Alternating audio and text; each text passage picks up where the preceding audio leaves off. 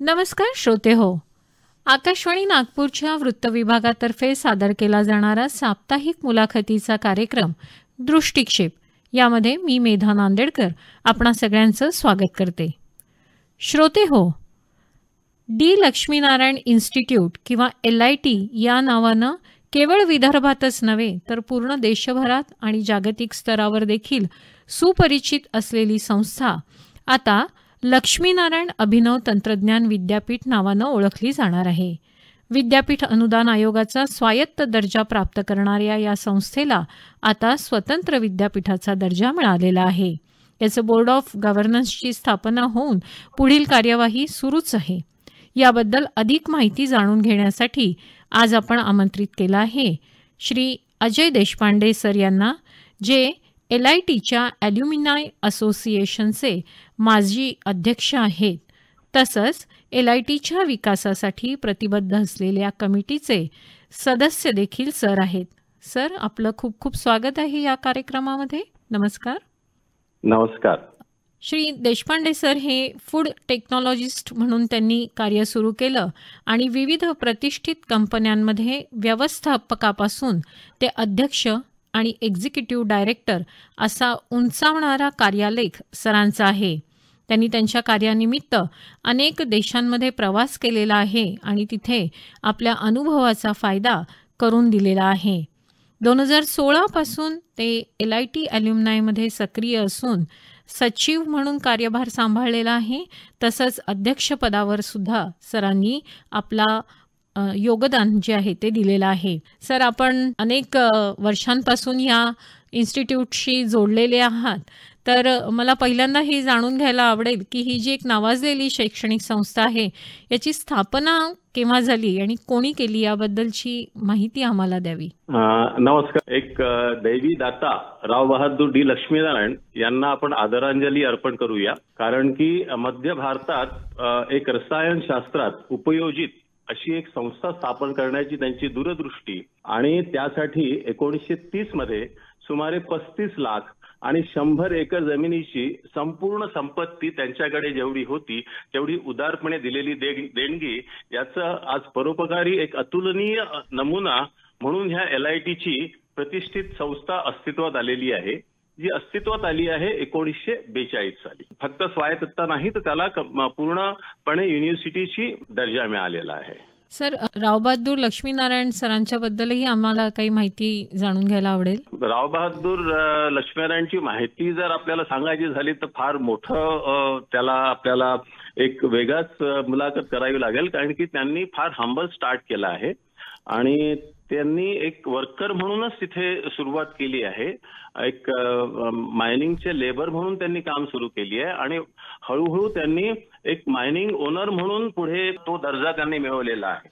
एकदा त्यांनी mining owner झाल्यानंतर त्यांना स्वतःला कुठलंही पुत्ररत्न नसल्यामुळे त्यांनी स्वतःजवळची सगळं पूर्णच्या पूर्ण जी काही त्यांची संपत्ती होती ती त्यांनी पूर्णच्या पूर्ण नागपूर युनिव्हर्सिटीला त्यावेळेला दिली. पूर्ण संपत्तीमध्ये एक इन्स्टिट्यूट तयार करावी जी बेसिकली ज्याला म्हणतात अप्लाइड केमिस्ट्री, उपयोजित रसायनशास्त्र अशी एक संस्था करावी. कारण की त्यावेळेला मायनिंगला इथे जे मिनरल ओर्स मिळायचे किंवा रॉ मटेरियल मिळायचा तो रॉ मटेरियल आपण त्यावेळेला UK मध्ये किंवा लंडनमध्ये पाठवून त्याच्यावर प्रक्रिया करायचो आणि तो परत आणून त्यातला काहीसाच भाग आपण परत इंडियामध्ये वापस आणायचो आणि जे व्हॅल्यू ॲडिशन होत होतं ते सगळ्याच्या सगळं परदेशात होत असल्यामुळे त्याचा सगळ्याचा सगळा नफा जो आहे हा परदेशी राहायचा आणि इथल्या लोकांना त्याचा काहीच फायदा न मिळाल्यामुळे त्यांना असं वाटायला लागलं की ही जर टेक्नॉलॉजी आपल्या इंडियात अवेलेबल असेल तर आपण बऱ्यापैकी त्याचा नफा इंडियात मिळेल आणि इथल्या लोकांनाही बऱ्यापैकी रोजगार मिळेल. आणि त्या दृष्टिकोनातून त्यांनी त्यांच्याजवळ असलेली 1930 मध्ये 30 लाख रुपये हे त्यावेळेची जर आपण आज कन्व्हर्ट करतो म्हटलं तर जवळपास त्याची किंमत आज 10 कोटी होईल. इतकी मोठी त्याची किंमत होईल आणि त्यांनी ती सगळीच्या सगळी या नागपूर युनिव्हर्सिटीला देण्यात केलेली आहे. बरोबरच आहे सर. खूपच मोठी दूरदृष्टी होती आणि सगळ्यात महत्त्वाचं ज्याला म्हणता येईल आहे, की स्वदेशामध्ये तंत्रज्ञान विकसित व्हावं आणि माझ्या देशबांधवांना त्याचा नफा मिळावा किंवा त्यांना त्याचा फायदा मिळावा, ही एक खूपच मोठी चांगल्यापैकी अशी दूरदृष्टी रावबहादूर सरांची होती असंच आपल्याला म्हणावं लागेल आहे. आणि त्याचाच फायदा आज इतक्या वर्षांनंतर म्हणजे 100 वर्षांनंतर आज अनेक विद्यार्थ्यांच्या माध्यमातून आणि ते तंत्रज्ञान भारतात विकसित झाल्यामुळे आपल्या एकंदरीतच औद्योगिक क्षेत्राला सुद्धा याचा खूप मोठा फायदा झालेला आपल्याला दिसतोय. सर मला पुढचा खरी गोष्ट. प्रश्न विचारायचा होता, की आत्ताच आपण म्हणालात त्याच्याप्रमाणे विद्यापीठाला स्वायत्तता मिळालेली आहे. तर जागतिक स्तराचं शिक्षण विद्यार्थ्यांना मिळावं यासाठी काय प्रयत्न केले जात आहे? कारण आजकाल एक असं झालेलं आहे, की एक बेसिक डिग्री घेतल्यानंतर बरेचसे विद्यार्थी परदेशामध्ये मास्टर्स करण्यासाठी जात असतात. पण तशा संधी त्यांना जर का हो. आपल्या देशात उपलब्ध असतील आहेत, तर कदाचित ही धाव थोडीशी कमी होईल आहे. तर तशा प्रकारचं शिक्षण आज आपल्याला मिळणार आहे का LIT मधनं? तसा तुम्ही अगदी नेमका प्रश्न विचारला आहे आणि एक्झॅक्टली तेच आम्हाला करायचं आहे. हां. आता प्रश्न असा असतो की LIT किंवा कुठली इन्स्टिट्यूट ही जेव्हा जागतिक दर्जाची करायची असते तेव्हा सगळ्यात पहिले आपल्या इंडियामध्येच एक नॅशनल इन्स्टिट्यूट रँकिंग फ्रेमवर्क असतं हो. आणि त्याच्यामध्ये तुमची रँक कुठे बसते, सगळ्या इंजिनिअरिंग कॉलेजची रँक कुठे बसते हे हो. तुम्हाला डिक्लेअर केलं जातं प्रत्येक वर्षी. बरोबर आहे. सध्या LITची रँक जी आहे ती 100च्या पलीकडची आहे, म्हणजे त्याच्यापेक्षा सुद्धा जास्त आहे.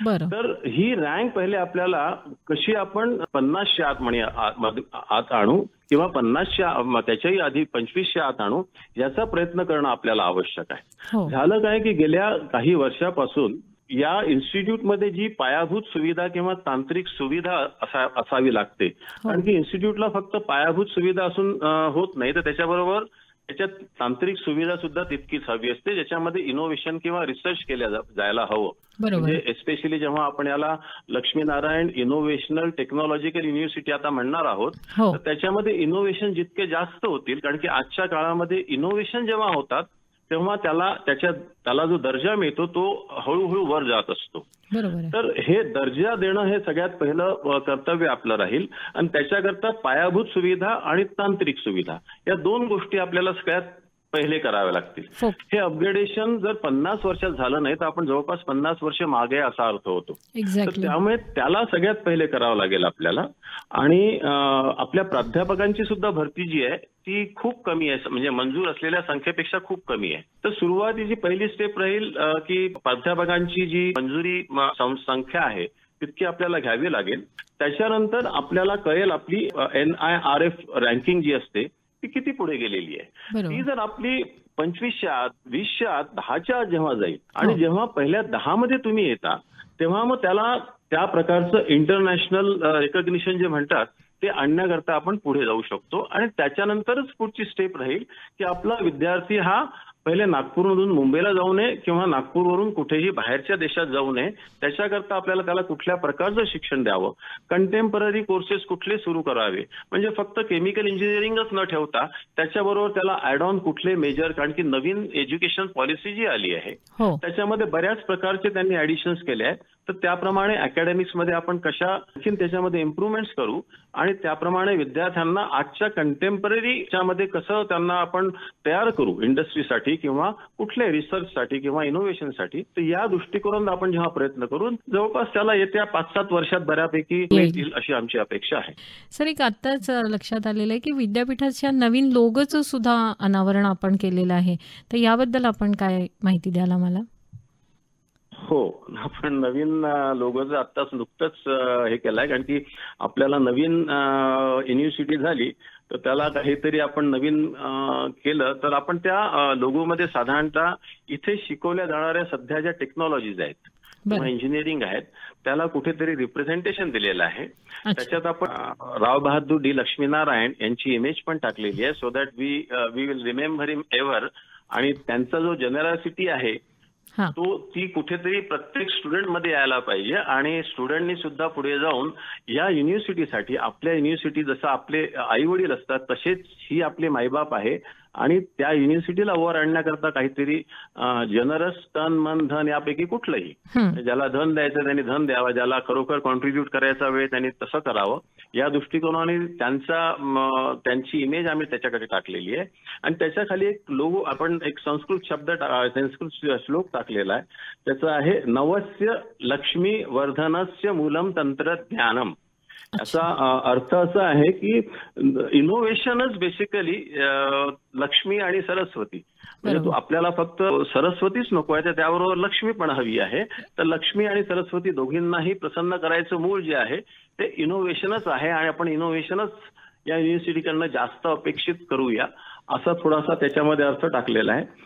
माजी महापौर श्री दयाशंकर तिवारी आणि पद्मश्री GD यादव यांच्या हस्तेच आपण या लोगोचं अनावरण केलं होतं. आणि आम्ही अल्युमनाय सगळे उपस्थित होतो. त्याचप्रमाणे बऱ्याचपैकी स्टुडंट आणि फॅकल्टी सुद्धा तिथे उपस्थित होते. आम्ही 30 सप्टेंबरला याचं अनावरण केलं आहे.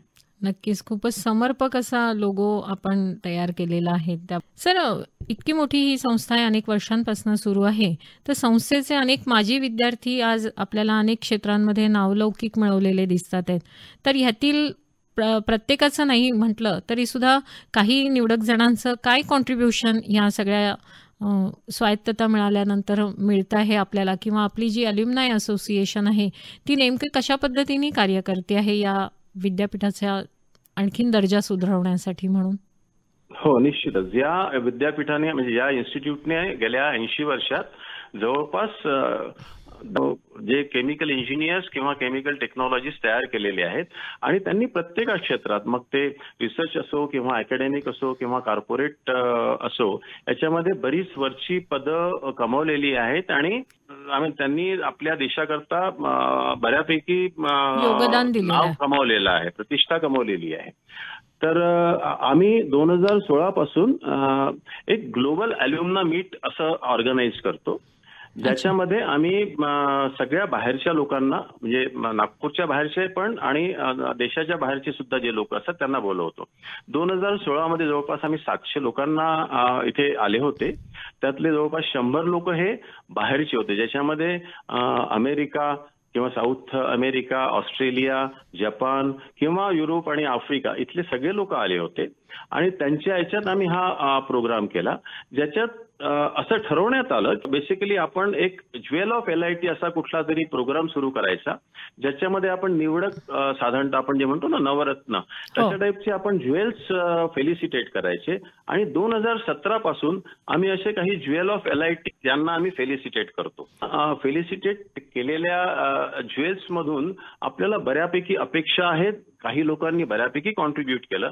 त्यातलं जसं एखादं नाव सांगायचं झालं तुम्हाला तर लोकसारंग हरदास हे 1982 बॅचचे एक बिझनेसमन आहे ऍट US.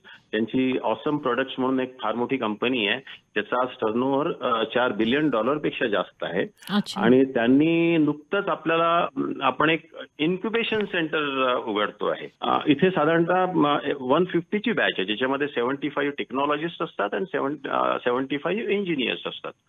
तर याच्यामधून आपण कमीत कमी एक 10% लोक तरी एंटरप्रिन्युअर्स झाले पाहिजे, की जे लोकांना नोकरी देतील, फक्त नोकरी करणार नाही. तर त्या दृष्टिकोनातून आपण एक इन्क्युबेशन सेंटर सुरू करतोय, ज्याच्याकरता लोकसारंग हरदास यांनी जवळपास 1.5 कोटी रुपयांची मदत केलेली आहे, डोनेशन दिलेलं आहे.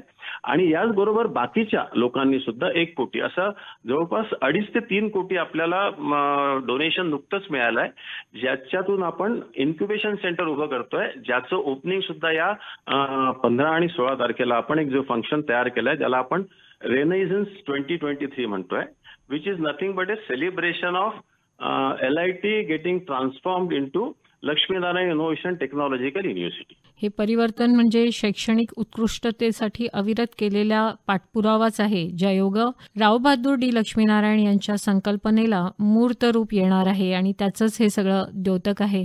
सर, आज आपण आला तिथे आणि आम्हाला या संस्थेच्याबद्दल जी अतिशय विस्तृत अशी माहिती दिली आणि त्याची लोकाभिमुखता देखील आम्हाला तुम्ही सांगितली, त्याबद्दल खूप खूप धन्यवाद. नमस्कार. धन्यवाद. नमस्कार.